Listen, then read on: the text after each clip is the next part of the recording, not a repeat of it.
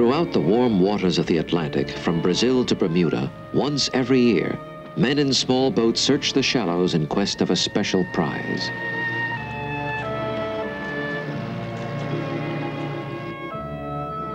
Panalirus argus, the spiny lobster, named for the hundred-eyed monster of Greek mythology, considered a gourmet delicacy throughout the world.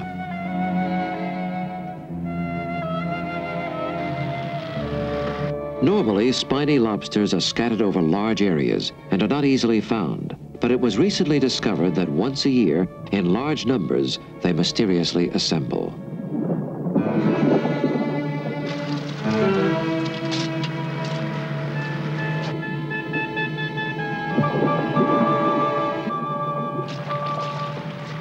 For scientists, this gathering is a puzzling phenomenon. For fishermen, it is a windfall. But for the lobsters, it is a tragedy.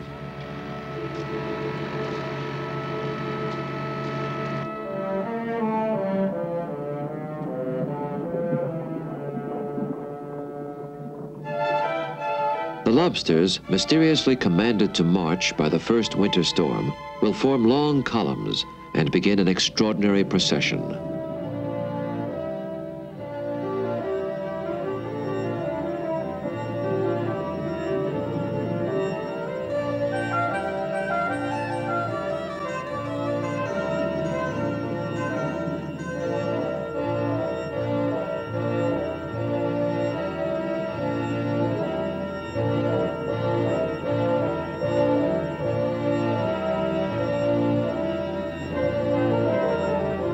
Drawn by the riddle of their strange behavior, Captain Cousteau and the Calypso divers will follow the spiny lobsters on an incredible journey across the ocean floor.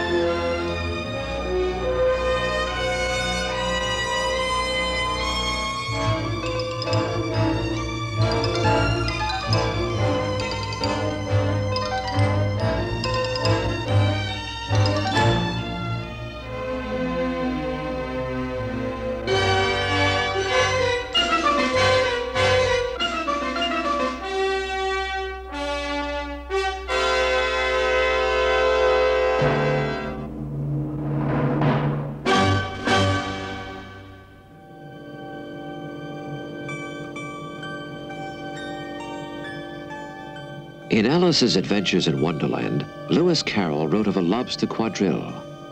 Will you come and join the dance? Will you, won't you? Will you, won't you? Will you join the dance?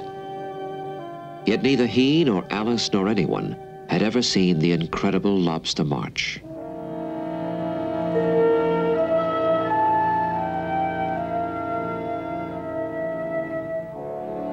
Calypso arrives at Contoy, a small Caribbean island off Mexico's Yucatan Peninsula, where, once every winter, spiny lobsters gather. Gathering also are fishermen, come to reap their annual lobster harvest.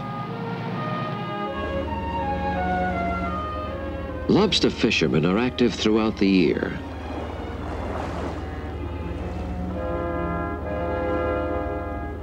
Local divers, followed by a Calypso team, seek out resident lobsters scattered in the Yucatan Channel. Equipped only with a mask, a long-handled hook, and a glove to protect them against the lobster's carapace, these fishermen often descend as deep as 90 feet.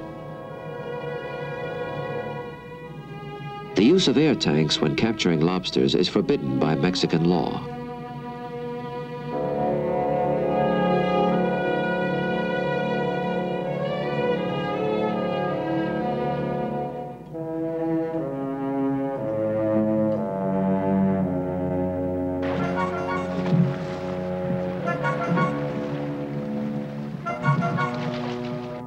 The hunters' raids into the lobsters' homes cause panic.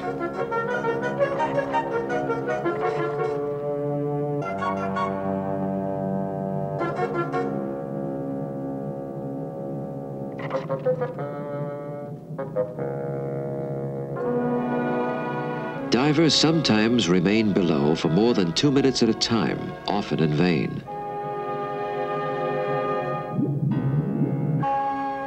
After repeated dives, an exhausting day's work may yield as few as 5 or 6 lobsters.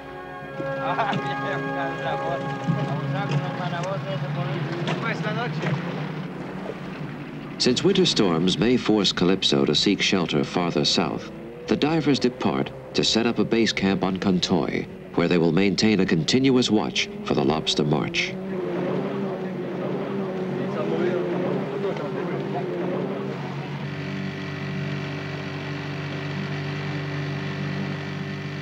The island is small, about 4 miles long.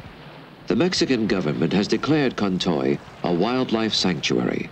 Its lush vegetation provides a variety of seabirds with breeding and nesting sites. During lobster season, it is used by fishermen when they prepare their catch for the marketplace.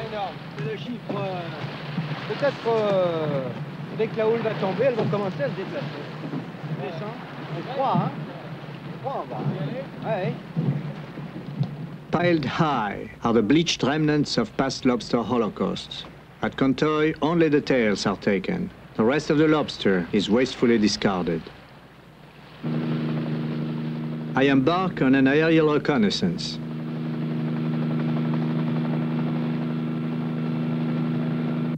Once the migration begins, the lobsters march, single file, past the northern tip of the island and on toward deeper water.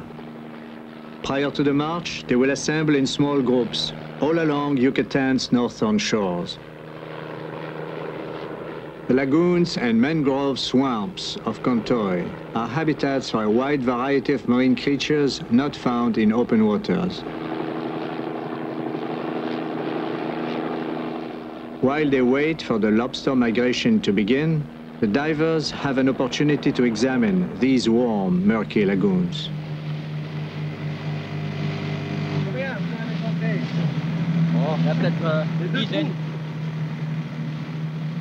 These waterways are seldom explored. The brown pelicans that inhabit this sanctuary are unaccustomed to visitors.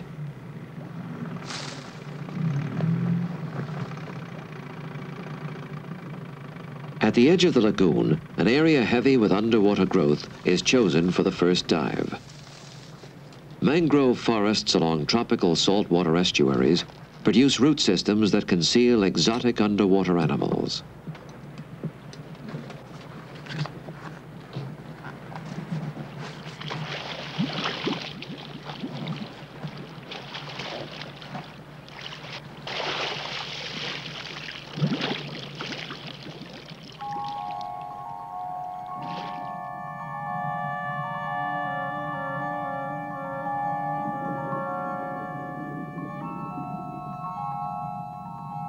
The dusty scenery is an entanglement of rotting roots and gelatinous growth, decaying algae that disintegrate at touch. The turbid space is filled with a mixture of hatching and expiring creatures.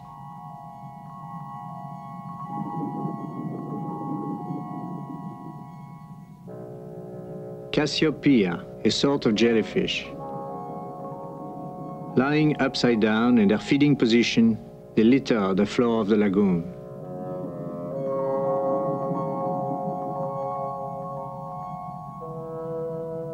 They are mostly sedentary creatures which carry with them their own gardens of algae. They expose their undersides to the light. Photosynthesis will ensure their garden's growth.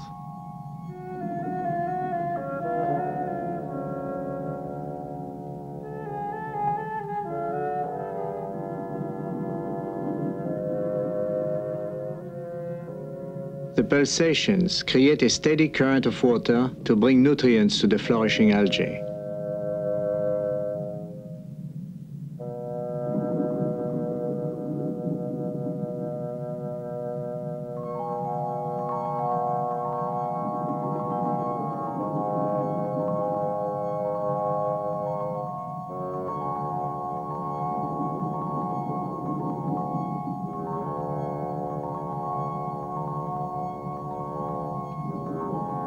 The Cassiopeia settles back to the bottom, still in its feeding position.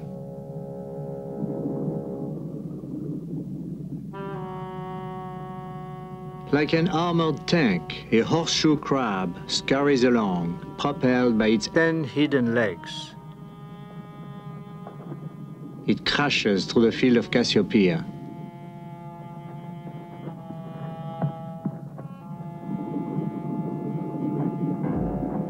Apparently, its widely placed eyes are useless in avoiding obstacles directly in its path. Horseshoe crabs are not true crabs at all. Although they are arthropods, they are not crustaceans and are closely related to scorpions and spiders. They have existed essentially unchanged for more than 300 million years. We observe a male and a female in close association.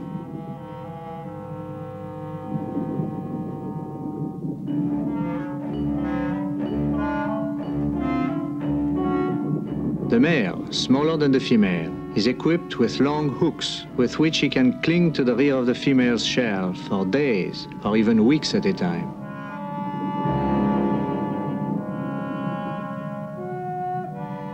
The male's hold is surprisingly tenacious.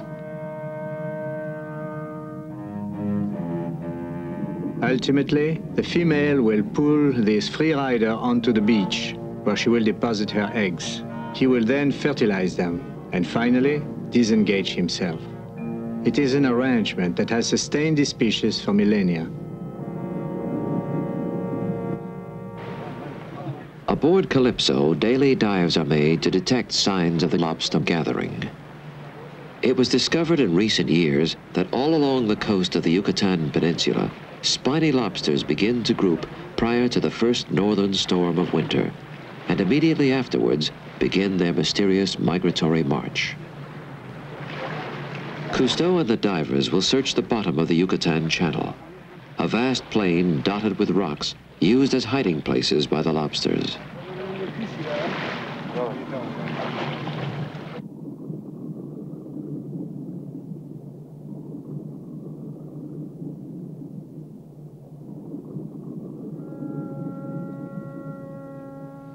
Crowded together under a ledge, in a place where normally 1 or 2 lobsters might be found hiding, are more than 20. They have moved in during the night and adopted this protected space. And here they will likely remain until they all somehow sense it is time to march.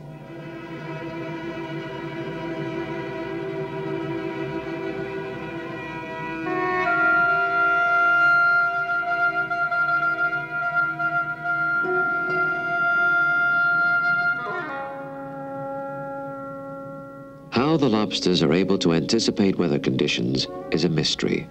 But every year when they arrive and huddle tightly together in their sanctuaries, one may expect a storm.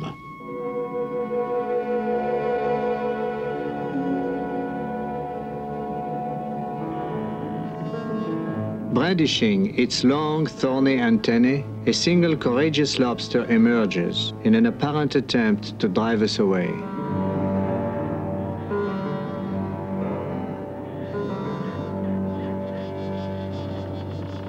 The spiny lobster is, in fact, a crayfish and has no claws with which to discourage predators. It pushes with its whip-like antennae to keep a distance between itself and what it perceives as danger.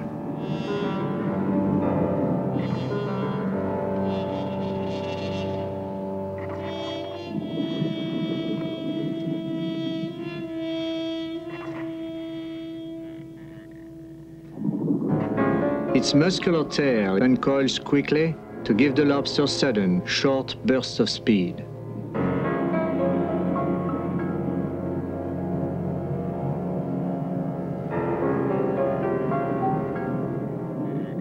This is our first confrontation with these strangely audacious creatures.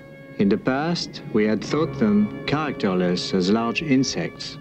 But now, as we observe them close up, we discover them to be highly fascinating and complicated animals.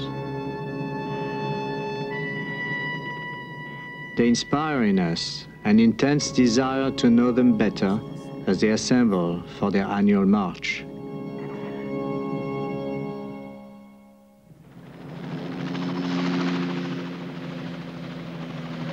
As Cousteau waits for the march of the spiny lobsters to begin, the expedition at Isla Contoy is joined by William Herndkind of Florida State University.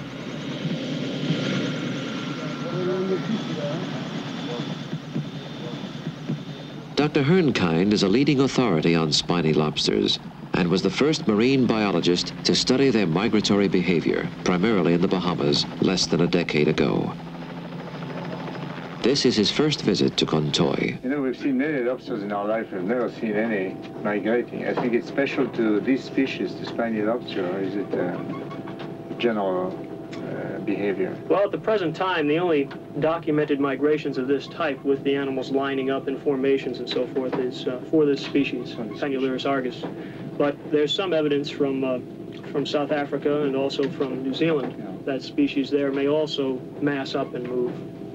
Vous, Bébert, vous avez jamais vu des langoustes émigrer en Méditerranée? J'ai vu par enfant des langoustes qui se promenaient, mais par une ou deux ou trois, je n'ai jamais vu. Jamais en ligne? Jamais. So in Mediterranean, we've never came across anything like that. How is it, you showed me a photo, and je voudrais vous montrer ça. Show me these two photos, which are quite interesting. These were taken at different times, but obviously both during migrations. This was in 1969. You notice that they're lined up. A friend of mine suggested that we call this lining up a Q, Q-U-E-U-E, the British word. And it's a French word too. Yes, it is. Like, he didn't know that, I didn't. And you notice they, just as it suggests, it's a line. Each individual is in contact with the animal ahead, and they maintain physical contact with the antennual and with the anterior walking legs, so that they maintain their integrity all the time while they're walking in the queue, and at night, when it's very dark, they have no need of seeing one another once they have formed the queue. Now, this migration starts at a given moment in the year where the lobsters are not bearing eggs. Right, the main spawning season for them is in the spring. So that's beyond April, that, right. Yeah. So this is at the tail end, the absolute tail end of the breeding season. And we have never found amongst migrants, we've never found any with eggs on them. I'm not sure that they don't migrate without the storm, though. We see in our area that in about mid-October, before there's been any heavy weather to speak of, there are very strong signs of movements. Areas which had no lobsters, that were just open sand areas with a few rock ledges with a few dozen animals, all of a sudden are packed with hundreds. And they've moved in at night, and they will move the next night. And this is all before any storm has taken place. And once the storm comes, sufficient magnitude, then we see them moving by day out over the open areas. And I think at that time there's so many animals present that there's just not enough cover for them, so they have no place to stop, hence they just keep on moving rather than resting at night. And if we see signs of that, it would suggest that a similar kind of phenomenon is occurring here. It may not. They may just all move only when there's a very severe storm which stirs up the bottom or has some physical effect. Now the fishermen begin to place nets across the channel to be ready for the migration when it occurs. The nets now are heavy mostly with seaweed and debris. The lobster catch is still sparse.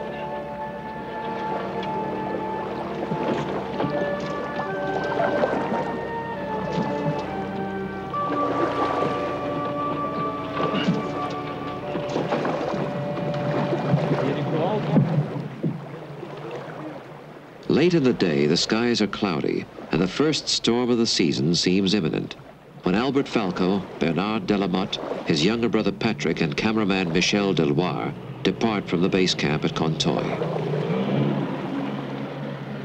Dr. Herndkind had warned that the lobsters could possibly begin to migrate before the storm. To make sure that they do not miss the march, the team dives every night to check the fishermen's nets.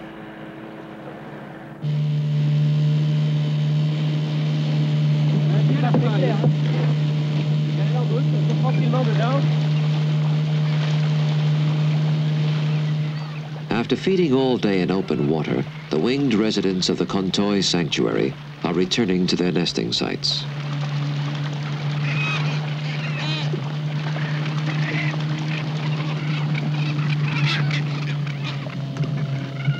Thousands of cormorants and pelicans pepper the sky and sea.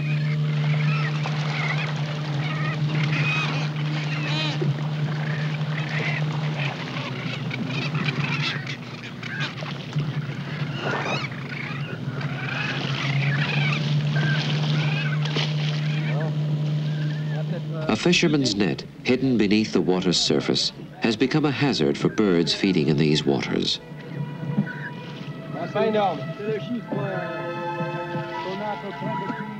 Cormorants, helplessly trapped in a web meant for others. The more they struggle, the more entangled they become.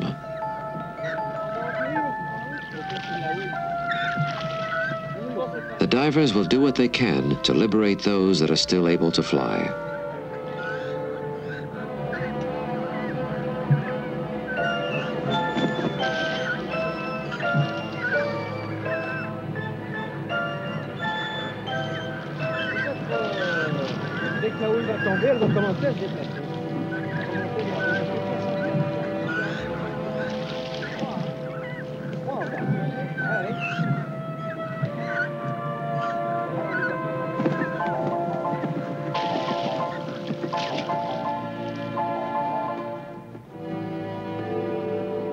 Once more, after nightfall, the divers descend to see if there are lobsters trapped in the net.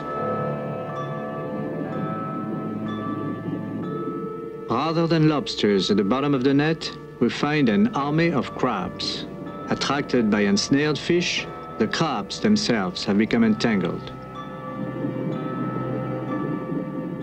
They rip and tear the net.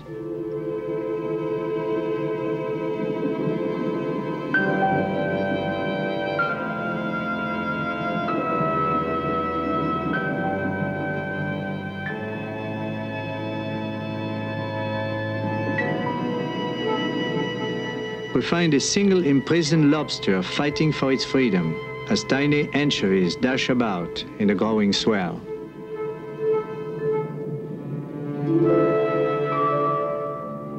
Strenuously, it works its way backwards toward the edge of the net. It is free.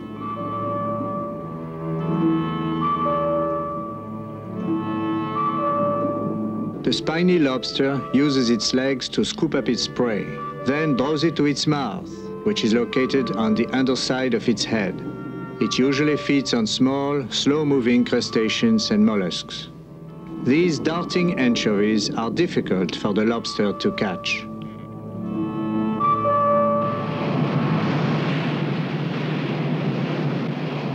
At daybreak, a northern gale begins to build in force. The first December storm has begun.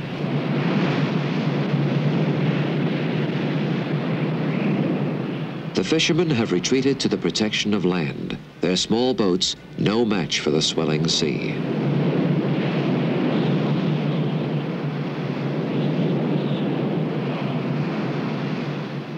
Diving too must be halted. The men of the Calypso team on Contoy are forced to seek shelter in their tents. They anxiously await the clearing that will allow them to observe the phenomenon of the lobster march.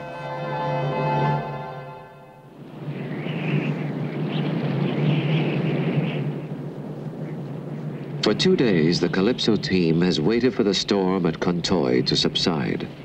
The rain has finally let up, but the gale winds continue to blow.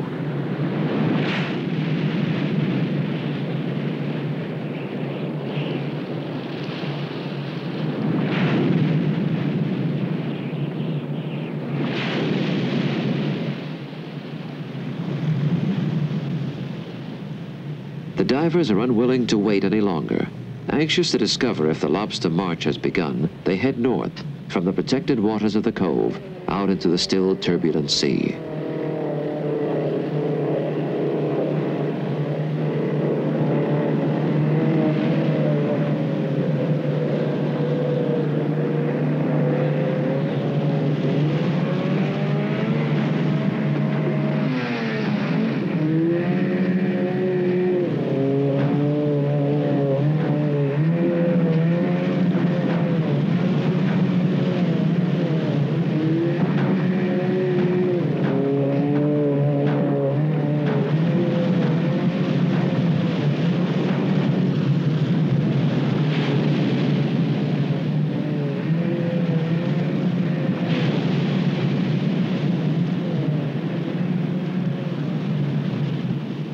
How lobsters react to a storm has never been observed.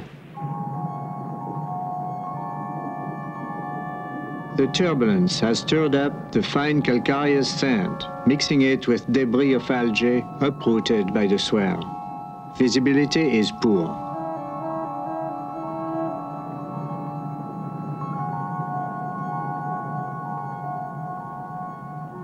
Then revealed is a large group of spiny lobsters huddled beneath a ledge.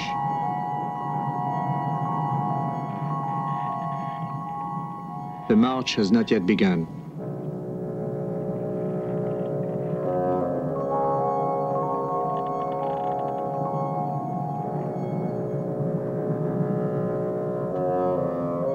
Some lobsters have moved out of their dens. They begin to walk across open terrain, but they are loosely organized, not yet lined up in a queue.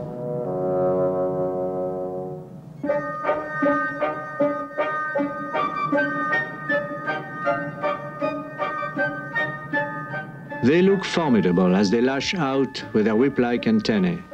But in fact, when they are exposed during the day, they are vulnerable to predators.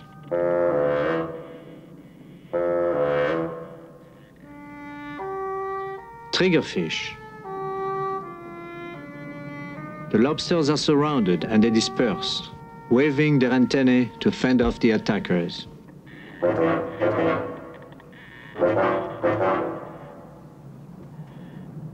The nets of fishermen are not the only threat to spiny lobsters.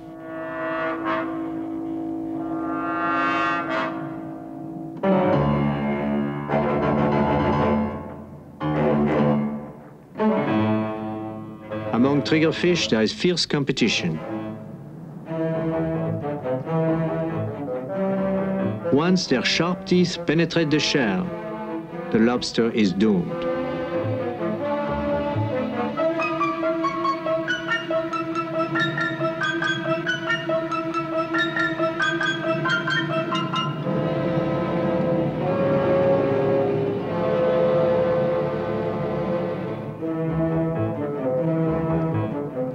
As the triggerfish devour the last of their prey, the sea seems calmer, the storm near its end. In the late afternoon, with the change in the weather, Cousteau and Dr. Hernkind arrive from Calypso to join the team at the base camp on Contoy Island.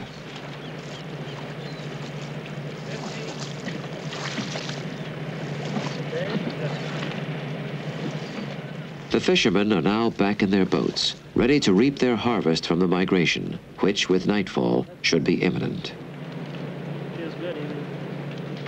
The storm has left, but its chill remains. The campfire will provide a comfortable setting for a discussion between the explorer and his consultant.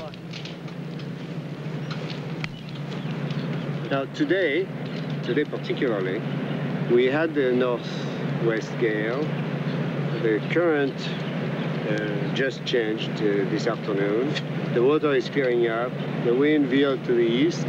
Apparently, all the conditions are there for the migration tonight. And all the fishermen are very excited. They are putting their nets. They are ready for the big fishing. So I hope that this happens tonight. They say if it doesn't happen tonight, then we have to wait for another northwest wind. These lobstermen have done this for years, and I would, at this point in time, bet that they're correct. You're probably right. I would think we would be a little more patient than they are and wait an extra day, perhaps, if they don't show up tonight. I think I will organize a night watch underwater. I think it'd be worthwhile because teams diving one after another to make sure that the lobsters don't escape our vigil. The night patrol is underway.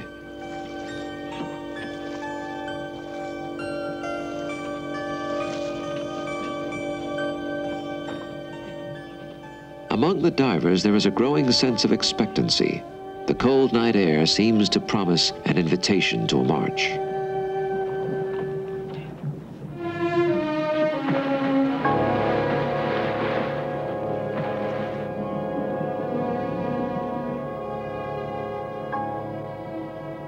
The lobsters we find are no longer crowded together, hidden inside their lairs. Instead, they have emerged to group around coral and sponges, which seem to give them a sense of security. They face outward, their antennae waving, touching one another. At no other time have we observed lobsters in such numbers in the open, away from protective cover.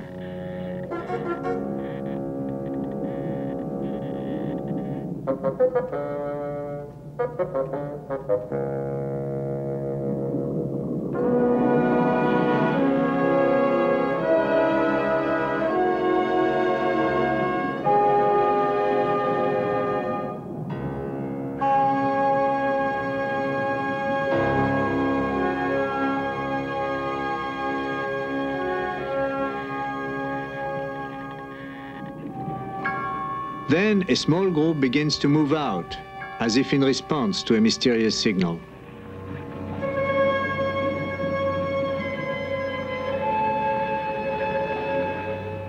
When the diver approaches, one of the group tries to push him away. Then, without losing a step, they move on.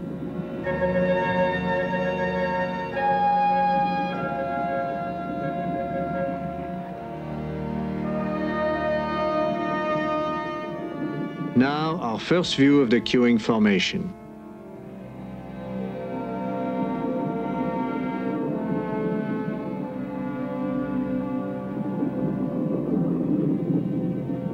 Maintaining body contact, in perfect synchronization, they march in a single line.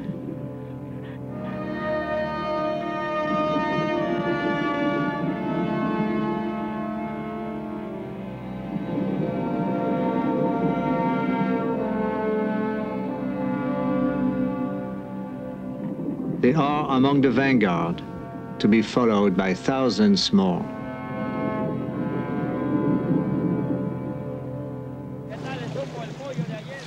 That the march has begun is soon reflected above by the catch in the fishermen's boats.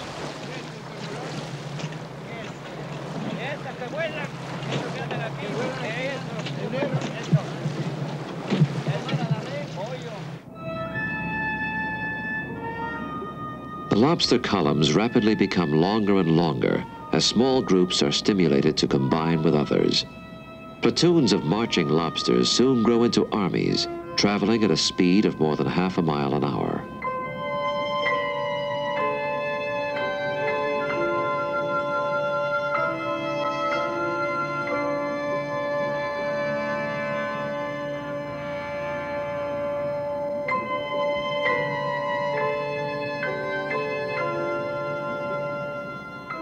A straight line formation seems to break up. Disturbed by the proximity of the diver and his lights, the lobsters scramble.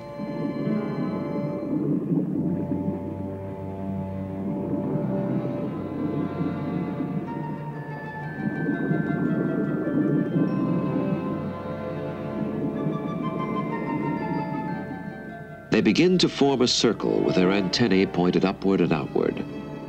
It is a defensive maneuver, a response to threat reminiscent of a wagon train resisting attack in the Old West.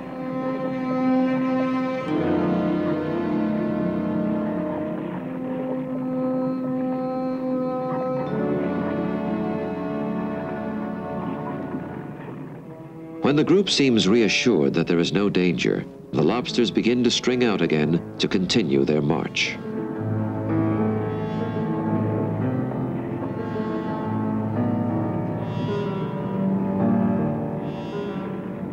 This organized migration is unique among bottom-dwelling crustaceans, and its destination remains subject to speculation. Tagging the lobsters has provided no clue. They molt several times a year and shed their tagged shells. Day and night in the waters off Contoy, Cousteau and the Calypso team will follow and try to fathom this strange trek of the spiny lobsters.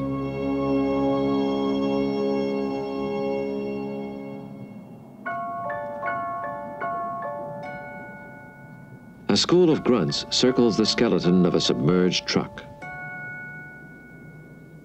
It has attracted other visitors as well. Once spiny lobsters begin their march, they take advantage of shelters along the way to rest, particularly during the day. Those positioned on the outside seem like sentries, guarding the group against intruders.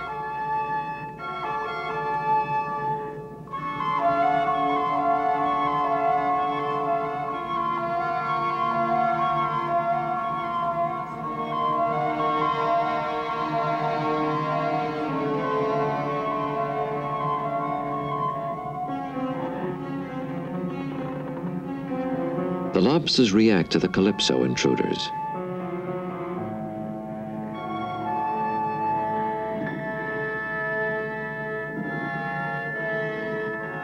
They resume their march, assembling now in a line.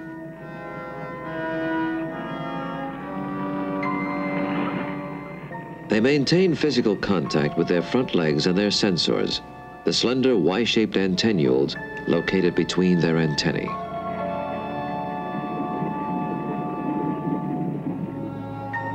The rear guard turns as if checking to see who is following, and the march is underway.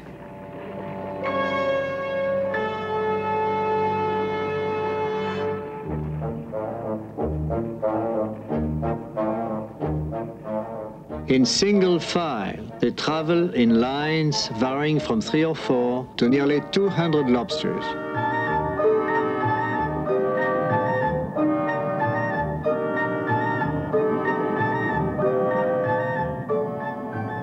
This exodus, what motivates it? Are the lobsters seeking more abundant feeding grounds? Are new areas appropriate for spawning, as has been speculated? It is doubtful, for spawning will not take place for 6 months. In either case, why should they run so fast?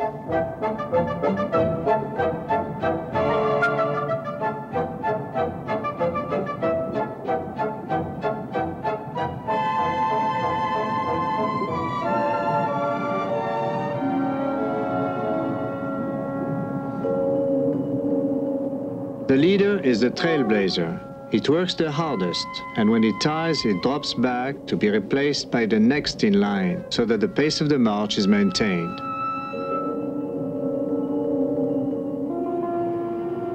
Like creatures from another time and place, they gallop across the sand, racing over a range known to be at least 50 miles and probably much more.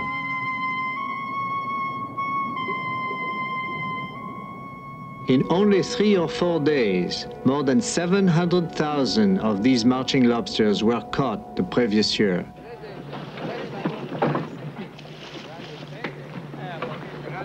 These fishermen's nets are heavy now.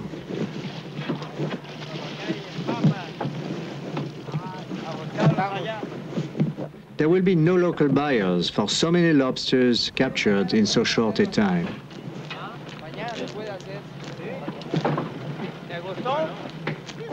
The tails only, deep frozen, will be sent to distant marketplaces.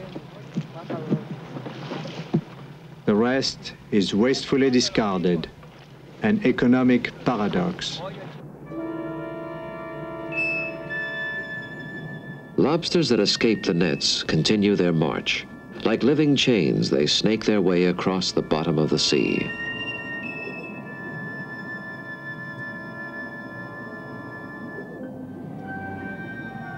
Bernard Delamotte approaches a column to see how they react to his presence.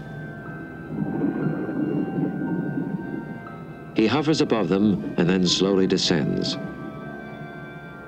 The response is immediate.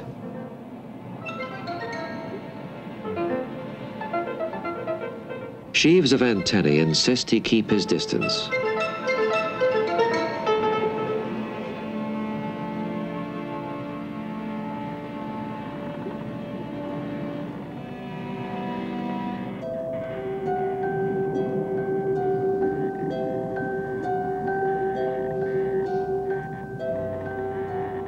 The column resumes its march, but maintains its guard.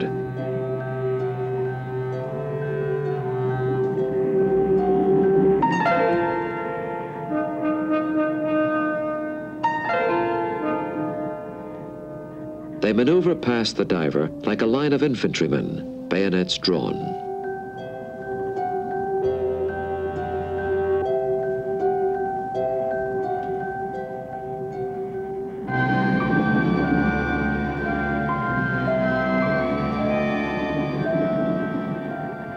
more Bernard persists, the more aggressive the lobsters become.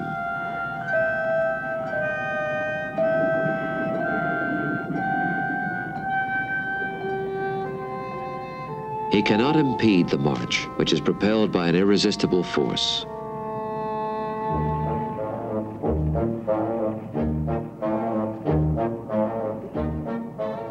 According to a hypothesis of Dr. Hernkind, the answer to the riddle of the spiny lobster's march may possibly be found in its evolutionary past. During the last ice age, more than 10,000 years ago, the spiny lobster was triggered by the first northern storm of winter to migrate from quickly cooling shallows to warmer waters. Today, although the tropical shallows remain warm during the winter, the migration persists. Can it be that this march is a consequence of confused ancestral memories?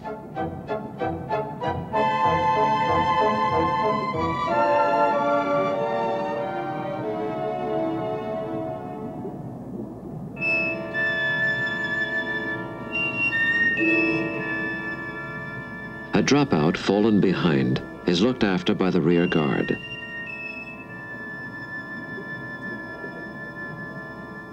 The straggler in front is pushed and prodded back toward the line of marchers.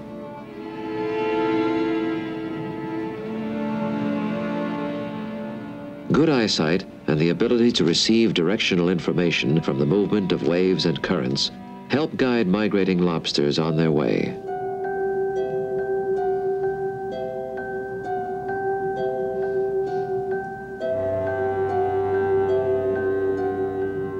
By now, the line is far ahead.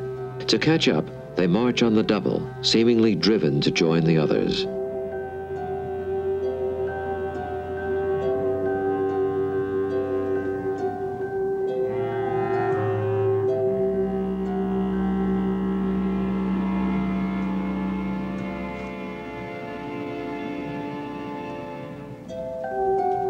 The distance between the line and the trailing twosome is narrowing now.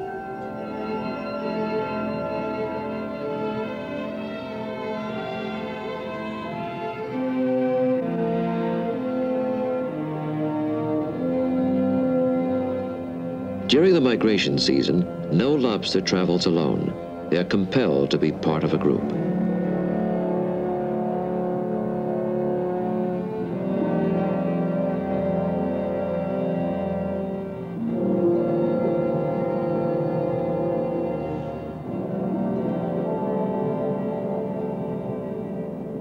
One of the most organized migrations in all the sea is that of the spiny lobster. The leader can be male or female, old or young. Apparently, it is the most active, the most eager migrator that the others automatically follow.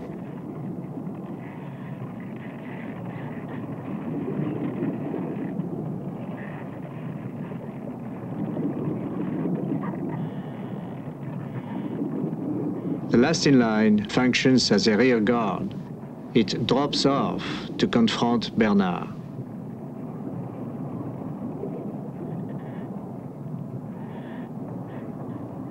It is like a valiant soldier assigned to service as a diversionary decoy, jeopardizing its own safety to protect the others.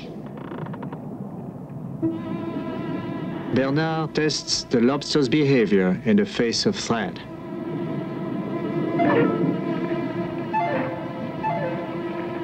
It backs off, but with snaps of its tail displays aggression. Amazingly, it stands its ground, using its tail to raise a cloud of dust in a futile attempt to ward off the threat.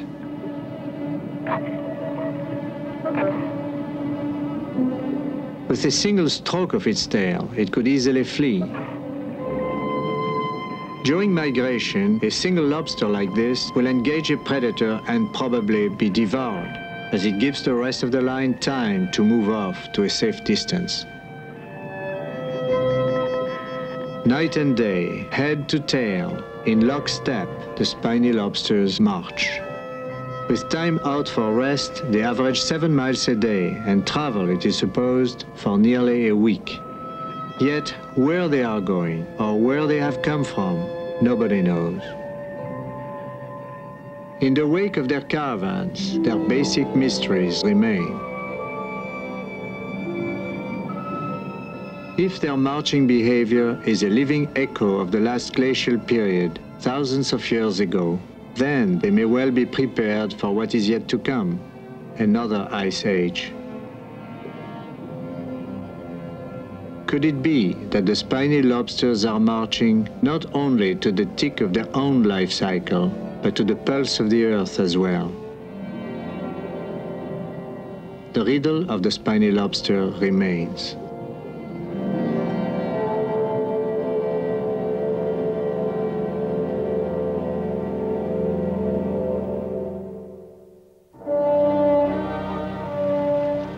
At Contoi, the lobster parade has passed.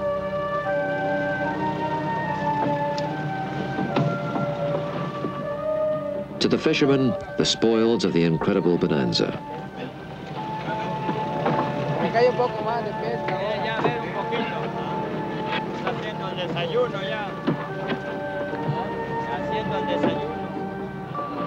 Discarded lobster heads remain as brittle monuments to man's wastefulness. Impressive evidence of the heavy fishing toll. The fact that all these fishermen here, 32 boats with their little boats, are picking up all the lobsters they can during that migration, do you think it is of the nature of endangering the species? Well, the lobsters are so easy to catch at this time, here and every place else that it's fished, that if it's a very important part of the life history of the animal, it probably is. This kind of exploitation could seriously endanger the species. There's no way of telling here or anywhere else that I know of whether it is or not yet. Because, I don't know, I have an impression that they are catching only a very small part of the migration. But if the lobsters have started to migrate during the stormy period when they do not fish, then it's quite likely that a large portion of the lobsters actually escapes. And furthermore, who knows, they may be migrating to the outside of the island here and elsewhere as well, that the fishermen are not able to fish because it's too deep, too many rocks, or there's too much surf. The mass slaughter of the lobsters during their migration is a fairly recent activity. The numbers caught have not yet grown smaller, but the size of each individual has decreased. In spite of the yearly havoc, let us hope that for ages to come, lobsters will feed and spawn in the shallows, and then, beckoned by the first call of each winter, gather and engage in the ritual of their incredible march.